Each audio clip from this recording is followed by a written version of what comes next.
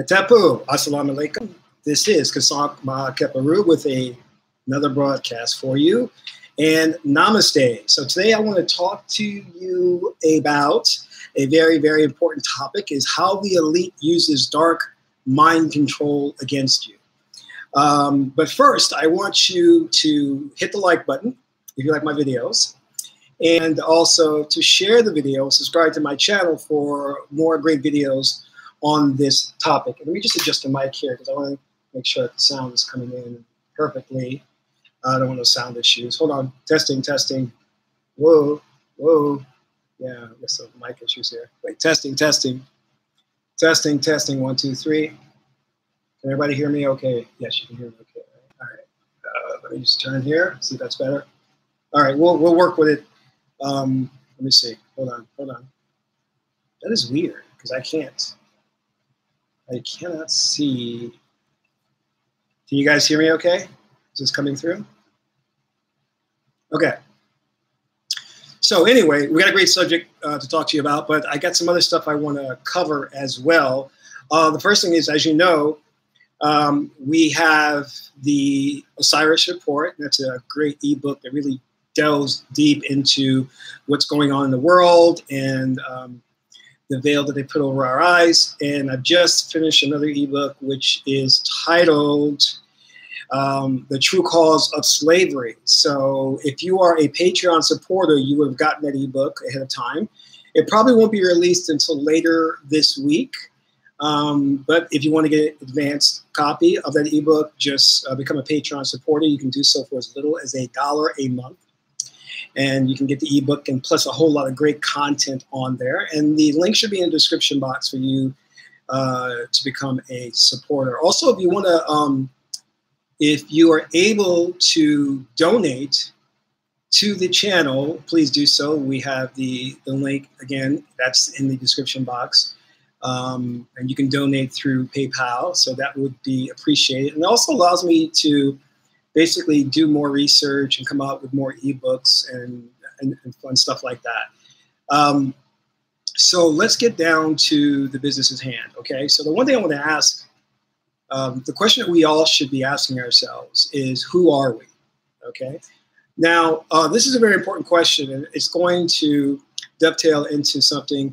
Well, let me just take a step back. Earlier this week, I got an opportunity to really get online and look at a lot of YouTube videos. And there's a lot of people out there who are professing to have this great spiritual knowledge on Kemet and all of this. And a lot of times when I come on, I sometimes get afraid to say like Hetep or Hotep, because the Hotep community has gotten such a bad name. And I'm going to explain a little bit about that.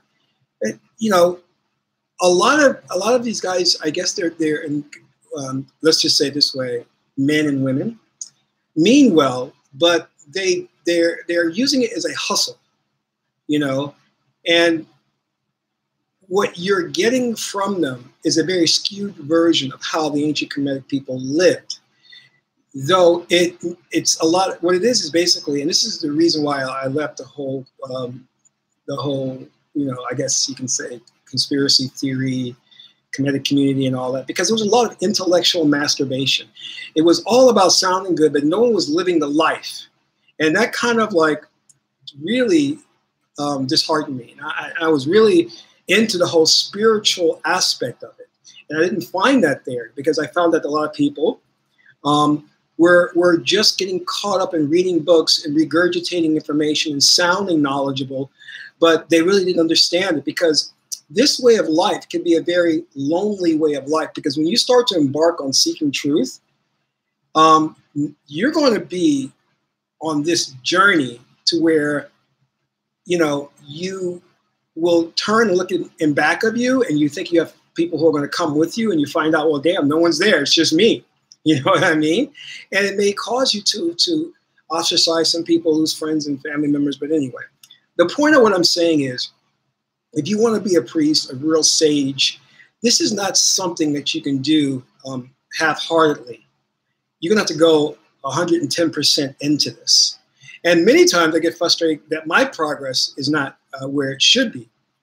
And I'll sometimes go to the I-Ching, and I went to the I-Ching today, and I got the 56 hexagram, and I-Ching's like, just slow down. You're trying to go too fast. Chill.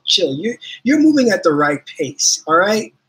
So, but when you look at these other individuals and their channels, it's all about, yeah, let me debate this guy. Yeah, this is the book, the Kemetic book, and I'm going to read you the Kemetic passage of the Kemetic scripture of the Kemetic verse. And then, and when you start asking some solid questions like, are you a diviner? Are you into invoking spirits, demons? Are you astral traveling? Are you communicating with interdimensional beings? And then, inevitably their mouths drop. And what the answer is absolutely not. So then what are you really doing? You're doing nothing but just regurgitating information that you read in a book that some Egyptologist has researched. And most of those Egyptologists are racist and they're left brain thinkers, so they don't understand the information themselves. So you're passing it from one left brain person to another left brain person, because most of these people who profess to be in the Kemetic spirituality are left brain thinkers. And let me just give you an example of what left brain thinking does. There is no way that I could debate you, or I could say you and I have a beef, or you disrespected me, and and you notice like all of them are fighting each other. There's no way I can call you my enemy or say I have a beef with you, because the left brain, the integrated brain thinker, which is a combination of left and right brain thinking for a third synthesis, it reconciles opposites. It doesn't allow you to see your brother or your sister as an enemy, because they are consciousness, and there's only one consciousness. We're not separate consciousness. We're not separate beings. We're individualized because we're living in a subjective realm to have a fourth dimensional experience. But when I speak to you, I'm really speaking to myself. It's just one consciousness. But I brought myself into being and created this individualization called the objective. We're in an objective realm of objects, which we perceive as individualized, which is just an illusion. It's Maya, just so that we can have the experience. But you're getting caught up in the experience, and you're losing an idea of who you are in the experience, which is God, man, God, woman. You're not the thing itself. You're not the body. You're not the physical get being. You're much more than that. So if you're an integrated brain thinker, you can't be having beef with people. You can't be debating people. You can't be cursing. Okay? So what this tells us is that these individuals, and I'm not vilifying anyone. I'm not saying anyone's wrong, because everyone has come here with their own destiny, and they have created their own subjective reality. Do you understand what I'm saying? And they have to live according to that. They've created that hypnotic tunnel for themselves, because everyone lives in their own reality. We don't share the same reality, and that's another discussion. But the point I'm trying to make here is that when you have these individuals who are so caught up in all of this nonsense, then you have to understand that it is not there so much like in other words, there's two ways I can do something. I can blame you and make you feel bad, but the Kemetian, true Kemetian way of an integrated brain thinker says, it is not you that acts in that way because you are consciousness. It is the program that is acting in that way because you are programmed. Or in Scientology, we call it an engram, or in NLP, we call it a pattern. All right? So it's a pattern behavior. So when I'm seeing these things up in going further in Taoism or Chinese medicine, you look at certain meridians or certain organs, like this person has a liver issue, this person has a heart issue, and then they prescribe a hakao or mantra to deal with that. So in other words, when you see people doing these things, you can diagnose it. Like I can say that person is a sahu, meaning they're operating out of the animal spirit or earth-based knowledge. They're operating based on a program. But who they are is divine and consciousness. Do you understand what I'm saying? So let me cover this because I think this is important, because what this society has done through social engineering is to put us in this hypnotic tunnel and this way of thinking that has us acting against our better nature, against who we truly are, and we don't even realize that we're doing it.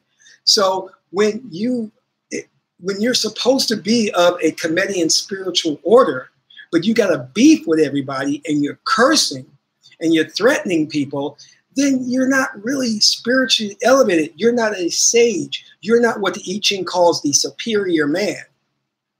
You're operating based on the lower nature. This is why when you see the story of Asar and Aset, Haru has two heads. One head is the hawk and the other head is Set. And that means that in everyone there is a potential to become Set. That means that primitive animal instinct can come out of you at any time if you don't spiritually cultivate yourself through an initiation practice that takes you through certain hierarchical structures so that you can reach the level of an Osirian. And part of doing that is that you have to, remember when I talk about taking that journey alone? You have to break away from the programming of this society, because this society is very good at creating a 360-degree programming center. It programs you no matter where you go, and you've got to learn to unplug from that. Now, there are many different ways that you're programmed, and you don't even realize it, and you act according to that program. But there are basically 4 components which I want to outline for you. The first one is through social conditioning, all right? And this is the programming that you get, and these are in no particular order. This is the program you're getting to. You walk out in the street, you're interacting with people, you're looking at the billboard signs, you're watching TV, you're listening to the radio, the internet, and all these things have a cumulative effect to program you through repetition, all right? The second one is instinctive behavior, fight or flight. This is what is programmed into you. It comes into you into this incarnation, because these are things that are there for your survival, but you must overcome these things. This is why I talk a lot about the aura complex, the mammalian brain, you know, and the reptilian brain, you know. So those are the first early primitive layers of the brain that you must rise above to operate out of the neocortex, okay? Now, aside from the instinctive behavior, you have past life experiences, and you carry that behavior with you today. And that needs to be resolved. If that is not resolved, you will repeat that. And then you, in this life, you'll repeat it. And then when you die and go before judgment, you'll have to be reincarnated to repeat it again unless you learn those lessons. So it's very important, especially with children, because children have an early onset of these type of behaviors where you know they're too young to have been socially conditioned with those behaviors. So, you know, you've heard the famous doll experiment where children will ask, okay, the white doll, what do you think about that? They say, oh, I think of angels, angelic things, and good things. The black doll, what do you think about that? I think of darkness, evil, dirty. Those things aren't programmed from the child. The child is an ancestor carrying those ideas and behaviors from previous lives. This is why it's important that we've got to kill that type of thing. And the last one is through the dark forces, or what they use is the egregore, and that's a created entity that the elite uses to control people. Now, I can get into other things like you as an individual being that's having this experience, you have with you an oversoul, and the oversoul is basically taking the information, the experience that you've learned. It's capturing that information for God's source to use, okay? And that's very important. But the thing that we as initiates on our way to become God man, God woman, we have to go through a hierarchical climb, okay? Now, the hierarchical climb, anything that deals with a hierarchy is left brain. Now, I've never said that we should not be left brain thinkers. You must have the left brain, but you must use the left brain with the right brain for that synthesis. And consequently, oh, by the way, this is a side note, I've noticed that now a lot of people are picking up on my teachings in the Kemetic community and starting to realize that it is all about the left brain and the right brain. Because before, they couldn't put their finger on what was causing the problems in the world. Now they're realizing, they understand that it's polarization and left brain thinking, All right. So as an initiate in the Kemetic spiritual order, we understand that we have to go through a hierarchical climb. And what is a hierarchical climb? So it's categorized as, let's go through it, the Keb, that's K-A-B, the Kahabid, all right, the Sahu, the Ab, the Shechem, the Ku, and the Ba. All right. And these are all individual stages to your climb to become Oser. Now, the Kab is the physical body. Okay. The Kabit is the life force, the we would say the animal spirit. This is, as I talked about before, the fight or the flight. This is what you're coming into the world. And believe it or not, a lot of people operate out the Kabit. They're very, very instinctive, you know, and they're not using the higher intellectual aspects of them. Then you come to the Sahu, all right? And the Sahu is a lot about, you see guys who have like the knowledge that they've read all the books, or the knowledge that they're getting off the street through osmosis. That's a lot of Sahu people. They're carrying over these negative things that they've learned from other people, you know? Then you come to the Eb man, and the Eb man, and you can say that's the heart.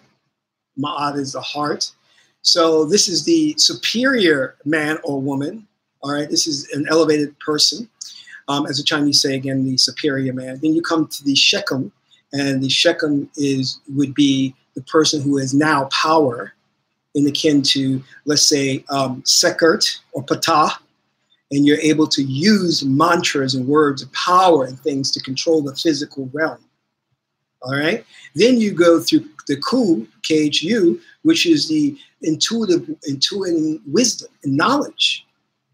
Because I said before, when you're dealing with Sahu, they're picking up earthborn knowledge, but the Ku now, you're able to intuit wisdom and knowledge through the right brain.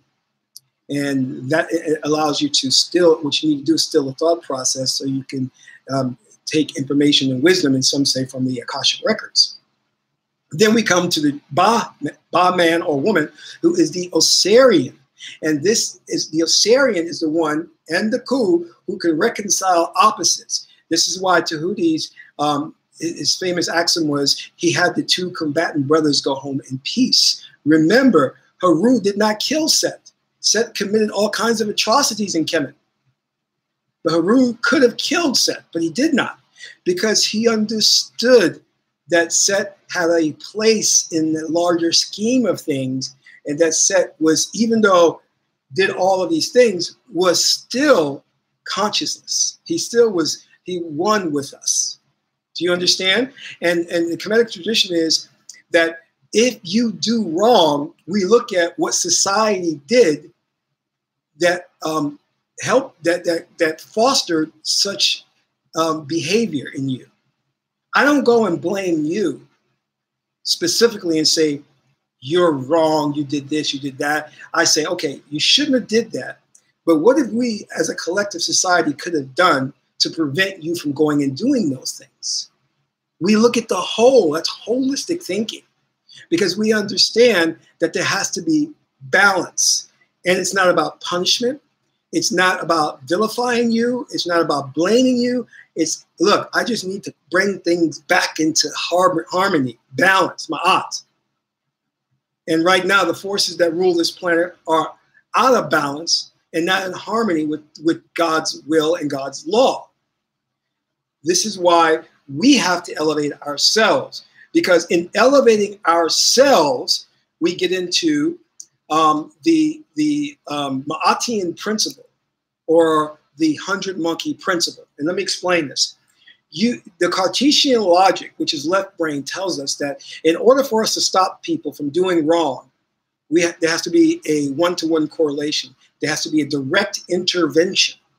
This is not how you stop Donald Trump from doing wrong. This is not how you stop North Korea from doing wrong, or the Soviets from doing wrong. The way you stop them from doing wrong is to elevate your spirit, your consciousness, because when your behavior changes, their behavior will change. This is what we call the 100-monkey principle. And if you're not familiar with that principle, you need to research that. And I just brought up some information here, so let me just read this to you really quick, because it really gives you a detailed understanding of it.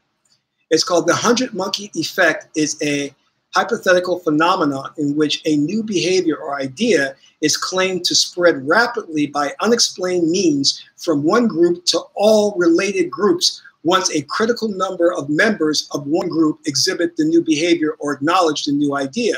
One of the primary factors in the promulgation of the story is that many authors quote secondary, okay, that's that part. Here we go. The account of such a phenomenon originated with Lawrence Blair in the mid-late 1970s, who claimed that it was the observation of Japanese scientists.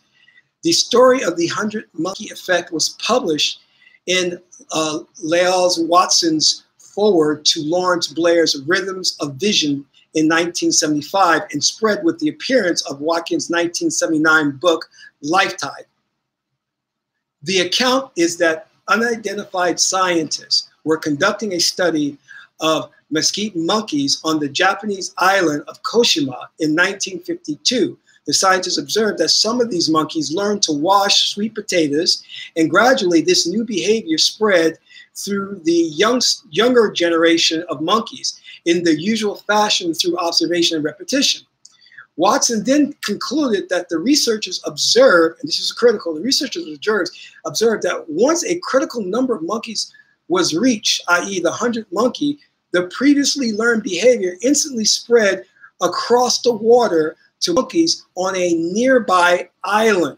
So these other monkeys on this isolated island learned the same behavior with no contact from monkeys from the original island that were observed by the Japanese scientists. So what is this talking about? This talks about how we all are interconnected. Consciousness is connected. There's only one consciousness.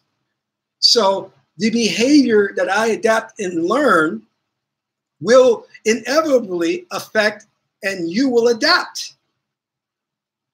Do you understand? So this is why they're really in a society where they talk about individualism and that you have the right to do whatever you want. Hell no, you don't have the right to do whatever you want, because if you understand through abstract analysis, right brain thinking, that you are consciousness and not left brain thinking, the physical body, that consciousness is connected and that your thoughts, your actions will be my thoughts and my actions. Now, who doesn't understand this? I know who understands it or overstands it, the ruling elite. So what do? They remote control the masses of the population through the 100-monkey principle. So what do? They'll do a number of things. They'll kidnap certain demographics, certain genders or racial groups, and they'll take these individuals and put them through shock, which is the quickest way for you to adapt a new behavior. Another shock to your spirit is sleep deprivation. If you want to learn something new, don't go to sleep for a while practicing the new behavior, and watch how you'll pick it up like that through sleep deprivation. Or you put yourself under some intense stress, and then you can implant a post-hypnotic suggestion. And in doing that, okay, when you do that, not only do you affect the individual, but you affect either the race or the gender class that they belong to. You feel me? This is why you have people collectively acting against their own best interest. You know? And you got to wonder, well, why can't we get this straight? Why do we keep falling into the same cycle of no progress? Why does this keep happening? Why haven't the masses of people stood up and said, well, enough with this government? Well, because you're controlled remotely by these dark forces. All right? So this is a high form of magic. Now, in the same vein, you can use this for the benefit of humanity. For example, they created the virus of racism. It is a dark entity. It exists as an intelligence in the ether. It's an ergomorph, Okay? They created that. This is why when certain people think about people of color, they have such a strong reaction to them. And they become so polarized in color. This is a program. This is a program, a primitive program that is working successfully in the ether to influence them.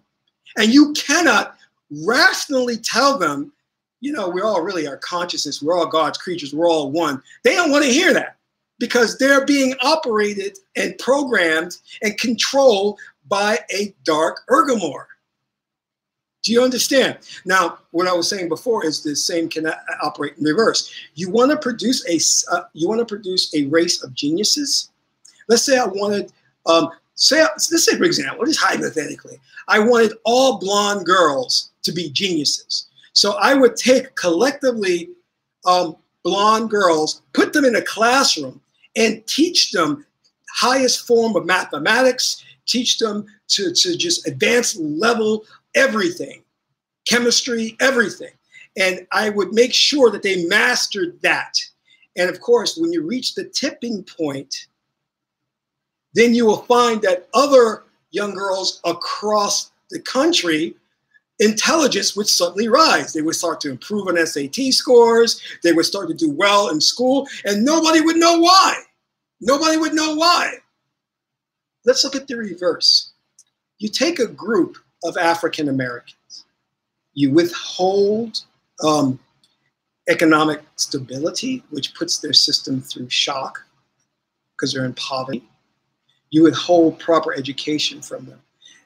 That behavior that they're going to exhibit gets transferred into the ether, it gets uploaded, and then African Americans on the far West Coast will now start to act with lower SAT scores. They won't do well in school. They'll suck at math, things of that nature. So when you understand this, then you understand clearly it is not hard to produce someone like a Nikola Tesla or a Thomas Edison or an Einstein or a Sigmund Freud. We can produce armies of people like this if you really apply the 100-monkey principle.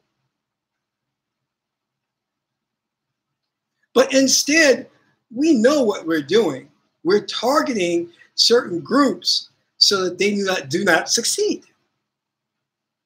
And because we lack an understanding of the inherent connection between all things and all people and all living creatures, we don't understand that connection. So we go about haphazardly doing anything that we want, not realizing that it's affecting people far and wide. Let me give you another case in point. So you understand this, and I'm going to get esoteric on your ass. As you're sitting here, and as you're doing the things that you're doing, you're also in a parallel world operating there too, doing the things that you're doing there. And you may not realize it, but your other self in that parallel reality is connected to you, and you're downloading thoughts from that other version of you. You ever sit there and have deja vu? Or you have a weird thought and you're wondering where it came from? Or you may get an answer to something that you were waiting for? Where do you think that came from? Your other self. And if you get into the higher aspects of magi or magic and you become a magi, then you'll be able to communicate with that other self by astral traveling. And you can meet that other self and communicate with that other self. What I'm trying to get you to understand is the connection here. All right? And this is what it's about. If we stop playing around and this whole, sorry, I got to use bad language. No, I shouldn't do that. I'm not going to use bad language. But if we stop the BS, stop the beefing with one another, and start accomplishing something. You know, here's another thing for all of you. Let me just say hi to all the magi. Tia Hetepu, Suan Hetepu, Anthony, Haru Nefer, Karnet Flag. Sorry if I mispronounced that. Hetepu, and Lazulu, Haru Nefer, Daryl. What's up, Hetepu? All right, Mr. Safari, Assalamu alaikum. And Zai, what's a good greeting for that one? What's, Mary, that means joy in Kemet. That's Mary too, sorry, Mary too means joy, Heather's saying. And NWA Auditor, what's up, Hetepu? All right, now, if you guys like my broadcast, please consider donating. The donation link is in the chat box. But as I was saying, we need to stop the BS. This wisdom is left by our ancestors. It's there. We know this knowledge is there. Let's become the initiates. Let's start now elevating our spirits to the Ba level. All right? And stop this like, well, I'm beefing with him and he's beefing with me and he started it and I'm the real Kemetian. Look at all my books in the back here, you know. And, you know, a lot of this stuff I don't learn through books. I learn through deep meditation and astral travel. So when people show me the books that they've read, I'm going, all right, cool, all right. Books are linear, okay? Books are left brain. Our ancestors, they put things in the ether protected by mantras. So if you wanted to gain wisdom and knowledge of, like, say, for example, the knowledge to levitate, you had to go through certain gates and recite the mantra for each gate to get to that wisdom and knowledge, to be able to levitate yourself, levitate stones to build pyramids, things of that nature. That information is protected, all right? And unless you become the level of Osir, you're not going to get to it. Just like we know Tahuti and the Emerald Tablets, it said that they're in the ether, all right? So let's understand that this is some deep level stuff.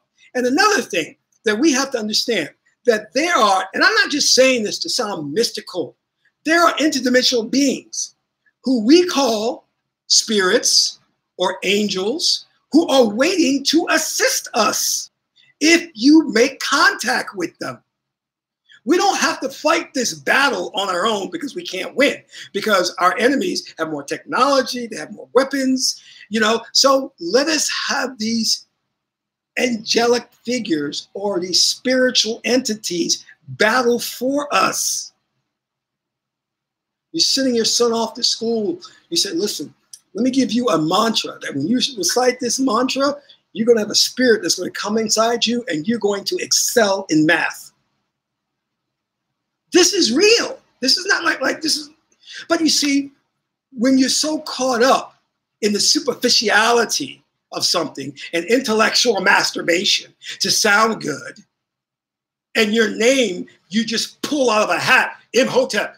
Oh, hey, I'm Ra Imhotep. And that name don't mean shit because it's not part of your astrological destiny. It's not. You haven't gone through an initiation process to get that name from the spirits, because that's how it's supposed to happen. Native Americans don't just call you running horse for no reason. You know what I mean? The Buddhist tradition, in a real traditional Buddhist tradition, they know that you are an incarnated soul. So they try to find out who you were in your past life and name you accordingly to what you have to accomplish in this life. They just don't pull some shit out of the hat. I'm going to call him Ra Kemet. Why would you just throw a name out there, you know? Well, I guess it's better than some of the other names that are out there on the street, you know. But I understand that it's a step in the right direction and there's a process to everything, which is fourth dimensional experience is about process. Because if we weren't about process, we'd be living in fifth dimension, and the fifth dimension is instantaneous manifestation. Remember I was talking about earlier how I was really like, why doesn't my magic work faster? Because you're not in the fifth dimension, Kasank. That's why. Fifth dimension, the minute you think of it, it materializes because there's no separation. There's no time-space continuum. But in fourth dimension, there is a lag between when you think, you will something, and it manifests. And that's for a good reason. And I'm glad it is, because sometimes I I get caught up in things. I have fears. I have inhibitions. And I'm glad those things don't manifest right away. Because you'd be seeing like dragons and serpents around. I'm like, oh, whoa, you want to manifest that, you know? So it's very important that the culture that I speak of and what I'm saying, that we adapt it as a culture. We adapt it as a way of life, and we practice it on a daily basis. We don't just talk about it. Yo, let me get my PowerPoint presentation together.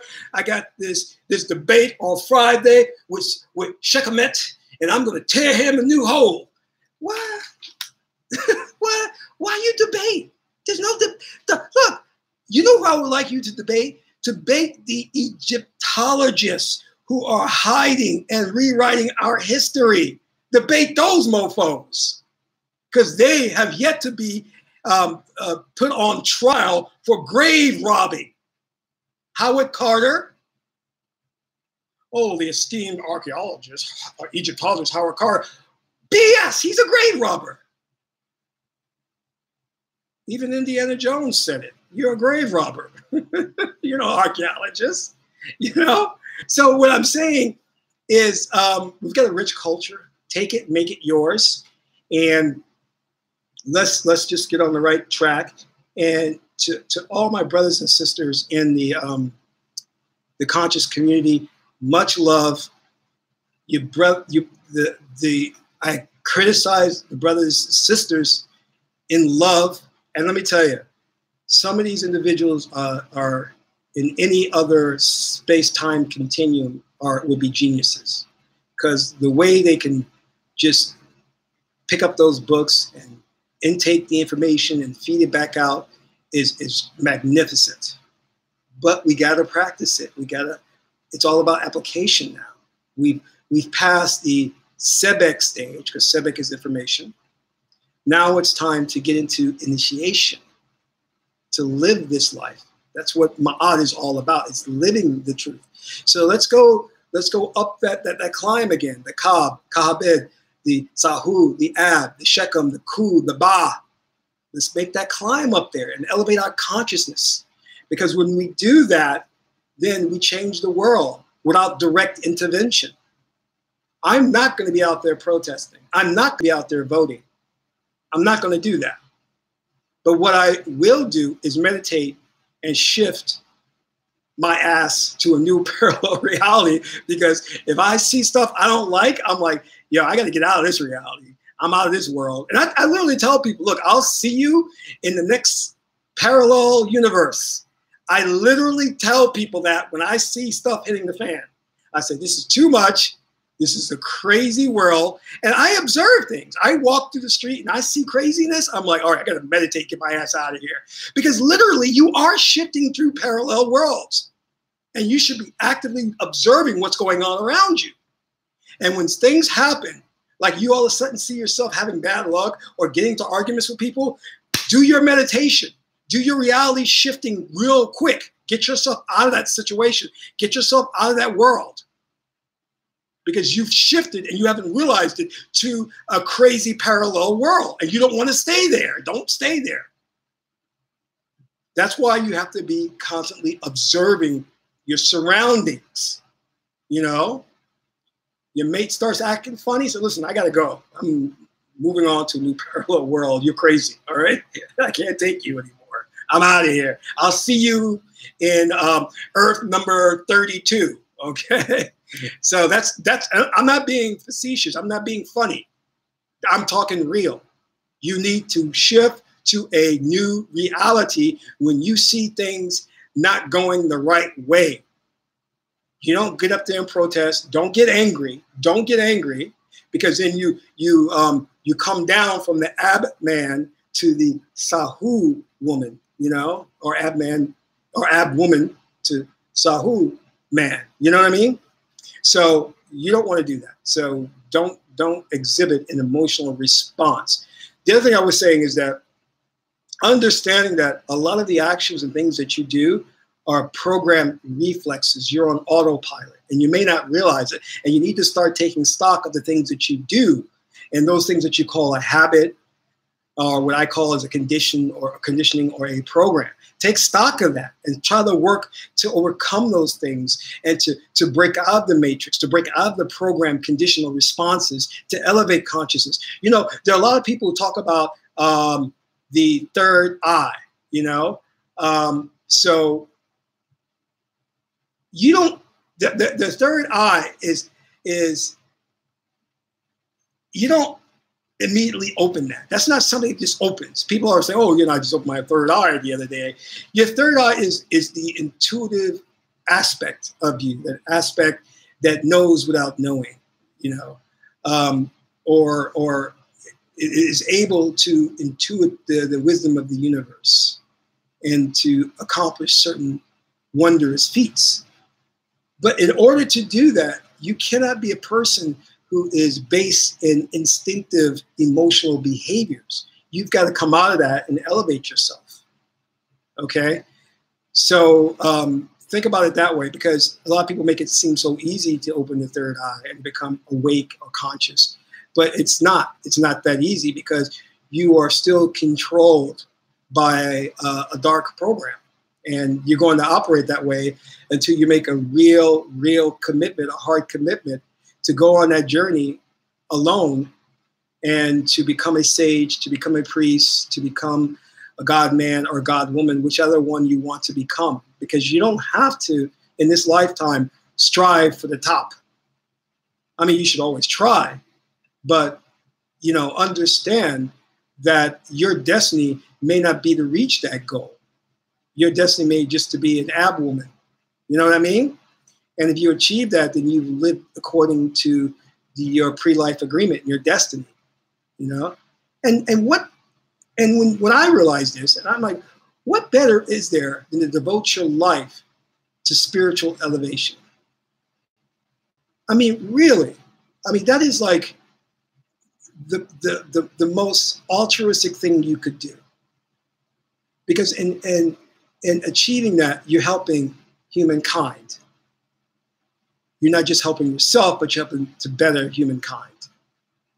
All right, and think about it. If we all did that, we all would shift from this universe to another universe, a better one.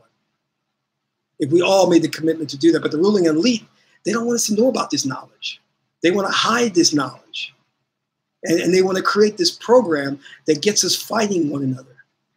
And a lot of this programming, and you'll notice. You know, I'm going to end on this note, is that a lot of our brothers and sisters out there are caught up in the acquisition of material wealth. They're caught up in hip hop, you know, and God is abundance. God is ma'at. You cannot take from it. You cannot add to it. It is complete. You are complete. You are abundance. Do you understand that? And when you elevate yourself to the Shechem level, the level of that power, then you can materialize and manifest the things that you want. You can manifest the money. You can manifest the mate, the car, the house, whatever you want. You can manifest that.